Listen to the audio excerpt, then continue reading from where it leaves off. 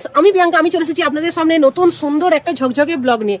আর আজকে সকালটা দেখছেন পুরো কুয়াশায় ঢাকা। আর এই ছাদ বাগানে না সকালবেলা আসলে এত মনটা ভালো হয়ে যায়। দেখুন কত সুন্দর ফুলগুলো ফুটে রয়েছে, দেখে একটা অন্য লেভেলের শান্তি লাগে। তা আমি বছরের প্রথম দিন আপনাদের সাথে আমি ভিডিও শেয়ার করতে পারিনি আর কথাও বলতে পারিনি। তার কারণ হলো শরীরটা একটু খারাপ হয়েছিল, গলাটা একটু ব্যথা ছিল আর কি, গলা ধরেছিল। তার জন্য আজকে আমি তৃতীয় দিনে চলে এলাম আপনাদের সাথে কথা বলতে, না হলে আর ভালো লাগছে না। তা সবার প্রথমে আমি সবাইকে বলছি হ্যাপি নিউ ইয়ার। সবাই খুব ভালো থাকুন, সুস্থ থাকুন, আর নতুন বছরে খুব ভালোভাবে কাটান। আর সবাই সকলে সপরিবারে সবাই খুব ভালো থাকুন।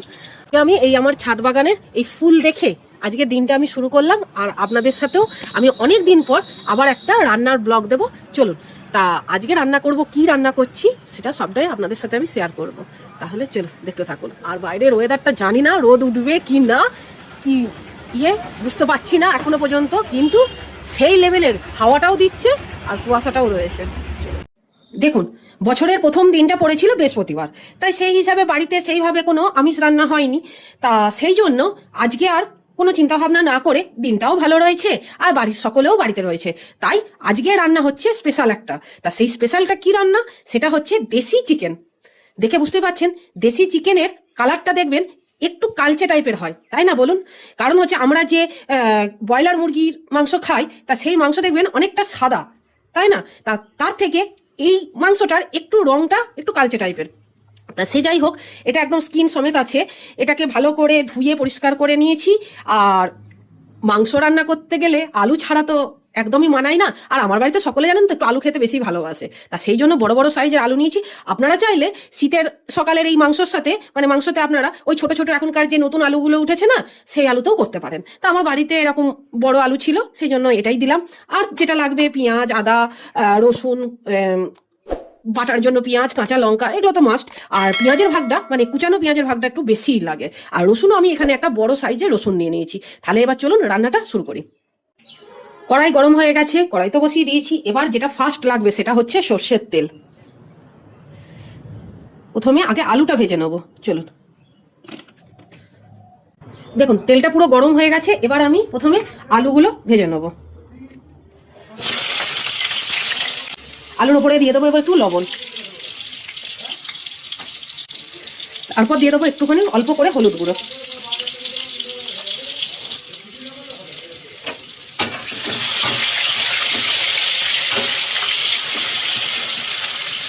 আলুটা একটু ঢাকা চাপা দিয়ে ভাজা হোক। আলুটা ভাজা হতে হতে চলুন মশলাটা করে নিই। আগেই তো আমি দেখিয়ে দিয়েছিলাম। দিয়ে দিচ্ছি কাঁচা লঙ্কা, আদা। আপনারা আপনাদের ঝালটা বুঝিয়ে দেবেন। আমি এখানে 4টে বড় সাইজের কাঁচা লঙ্কা দিয়েছি, আদাটাও দিলাম। আর দিয়ে দিচ্ছি দেখুন পেঁয়াজগুলো। আর হচ্ছে একটা বড় গোটা সাইজের বললাম রসুন নিয়েছিলাম, সেই রসুন, পেঁয়াজ, আদা আর কাঁচা লঙ্কা একসাথে চলুন পেস্টটা করে নিয়ে আসি। দেখুন আলুটা ভাজা হয়ে গেছে। এবার আমি আলুটা তুলে নেব। এবার ওই একই তেলে আমি দিয়ে দেবো গোটা জিরে, আর দিয়ে দেবো 2টো শুকনো লঙ্কা ফাটিয়ে, আর 2টো তেজপাতা দিয়ে দিলাম। আর দিয়ে দিচ্ছি গোটা গরম মশলার মধ্যে এলাচ, লবঙ্গ, দারচিনি আর জয়িত্রী, জায়ফল আর বড় এলাচ। এই দেখুন বড় এলাচটাকে এরকমভাবে ফাটিয়ে নিয়েছি। আর এই যে জয়িত্রী দিয়েছি, আর এই অ্যাগনিস্টার দিয়েছি, আর সমস্ত গোটা গরম মশলা আছে। এবার একটু নাড়াচাড়া করে নেব। এই পর্যায়ে আমি দিয়ে দেবো কুচানো পেঁয়াজগুলো। গোটা গরম মশলা দিয়ে যখন দেখবেন খুব সুন্দর একটা স্মেল বের হচ্ছে, তখন এই কুচানো পেঁয়াজগুলো দিয়ে দেবেন। পেঁয়াজটা ভাজতে ভাজতে যাতে একটু নরম হয় আর গলেও বেশ যায়, তার জন্য দিয়ে দিচ্ছি খুব সামান্য পরিমাণে একটু লবণ। দেখুন এবার একটু ঢাকা চাপা দিয়ে দেবো, কারণ পেঁয়াজটা একটু ভাজতে সময় লাগবে, অনেকটা পেঁয়াজ তো। চলো, দেখুন পেঁয়াজটা ভাজা হয়ে গেছে আর অনেকটা নরমও হয়ে গেছে। এই পর্যায়ে আমরা যে মশলার পেস্টটা করেছিলাম না, সেই মশলার পেস্টটা এবার আমি দিয়ে দেবো। ভালো করে একটু নাড়াচাড়া করে নেবো, কারণ হচ্ছে ওই আদার আর রসুনের গন্ধটা যাতে চলে যায়। গ্যাসের ফ্লেমটাকেও আমি এবার বাড়িয়ে দিলাম। দেখুন মশলাটা একটু কষানো হয়ে গেছে। এবার যে রোজকার রেগুলার মশলাগুলো লাগে সেগুলো এবার দিয়ে দেবো এক এক করে। প্রথমে দিয়ে দিচ্ছি হলুদ গুঁড়ো, এরপর দিয়ে দেবো ধনে গুঁড়ো, এরপর দিয়ে দেবো জিরে গুঁড়ো, এরপর দিয়ে দেবো কাশ্মীরি রেড চিলি পাউডারটা। এরপর দিয়ে দেবো খুব অল্প পরিমাণে চিনি, এই স্বাদটাকে একটু ব্যালেন্স করার জন্য। স্বাদের জন্য লবণ। এটা ছাড়া রান্না যতই আপনি ভালো করুন না কেন, খেতে কিন্তু টেস্ট হবে না, তাই না বলুন? দেখুন মশলাটা ভালো করে কষানো হয়ে গেছে। এবার আমি মাংসটা দিয়ে দেবো। আর এই রান্নাটা করতে একটু সময়টা বেশিই লাগে, জানেন তো, অন্য এমনি চিকেনের রেসিপির থেকে। একটু ধৈর্য সহকারে আস্তে আস্তে গ্যাসের ফ্লেমটা একবার বাড়িয়ে একবার মিডিয়ামে রেখে এইভাবে করতে হয়। ঢাকা চাপা দিয়ে দেবো। ঢাকা চাপা দিয়ে এই রান্নাটা করতে হবে। এবার আমি এই পর্যায়ে একটা টমেটোকে কেটে দিয়ে দেবো। আপনারা চাইলে পেস্টও করতে পারেন, কিন্তু আমার মনে হয় এরমভাবে স্লাইস করে কেটে দিলে যে টমেটোর যে একটা সুন্দর যে একটা টক ভাব, সেটা খুব ভালোভাবে মিশে যাবে মাংসর সাথে। চলো এই টমেটোগুলো আমি এবার দিয়ে দেবো। এবার দিয়ে দেবো আমি টমেটোগুলো কষতে কষতে। এবার দিয়ে দেবো আলুগুলো।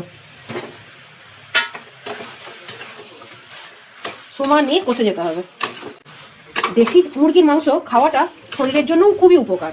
যখন এরকম তেল ভালোভাবে ছাড়বে তখন হচ্ছে জল দেবো। এরপর আমি এই মশলাটা আমি যে পাত্রে করেছিলাম মিক্সির বলে, এখানে আমি একটু জল নিয়ে দিয়ে দিচ্ছি। একদম লো ফ্লেমে হতে থাকুক। ঢাকা চাপা দেওয়ার আগে দিয়ে দেবো 2টো চেরা কাঁচা লঙ্কা। এটা হতে থাকুক। আসছি 20 মিনিট পর। দেখুন আমি তো এটা চাপা দিয়ে দিয়েছিলামই, তারপর হঠাৎ আমার মনে পড়লো যে দেশি চিকেন রান্না হতে একটু সময় লাগে, আপনাদের আমি বললাম।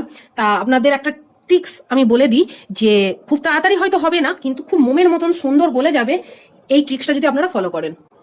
সেটা হচ্ছে এই দেখুন, এই যে জায়ফলটা রয়েছে আর এরকম একটা গ্রেটার নেবেন, দিয়ে এই জায়ফলের উপরটা এইভাবে আস্তে করে একটু পুড়ে দেবেন।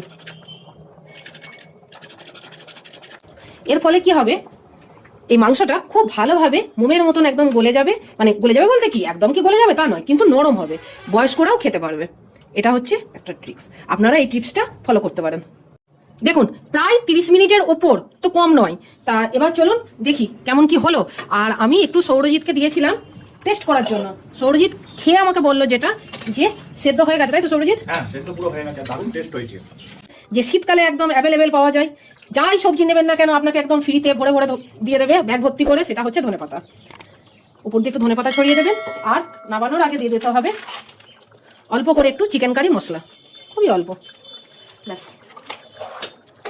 দিয়ে একটু হালকা হাতে নাড়াচাড়া করে নিয়ে এবার আমি স্ট্যান্ডিংয়ে রেখে দেবো 5 মিনিটের জন্য। আর গ্যাসের ফ্লেমটা একদম বন্ধ করে দেবো।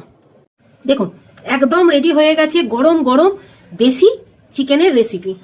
শীতের সকালে এইরকম ধোঁয়া ওঠা চিকেনের যদি এইরকম একটা রেসিপি থাকে, তাও দেশি চিকেনের, এইভাবে গ্রেভি টাইপের, না কষা না ঝোল, তাহলে আর কি কিছু লাগে বলুন তো আপনারা?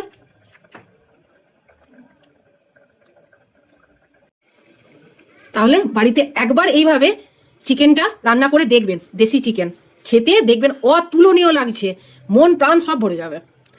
দেখুন গরম গরম একদম ভাত, আর তার সাথে একদম ধোঁয়া উঠছে দেশি চিকেন। ভিডিওটা আপনাদের কেমন লাগলো? আশা করি ভালো লেগেছে। যদি কিছু ভালো লেগে থাকে তাহলে প্লিজ ছেড়ে যাওয়ার আগে আমার চ্যানেলটাকে সাবস্ক্রাইব করে দিন, আমার পাশে থাকবেন, একটা লাইক দেবেন আর কমেন্ট করে জানাবেন কেমন লাগলো আজকের ভিডিওটা।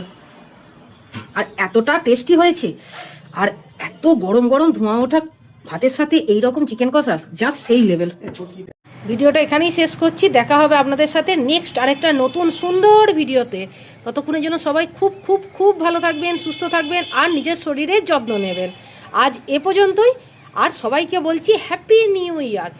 নতুন বছরটা সবার খুব খুব খুব ভালো কাটুক। চলো টাটা।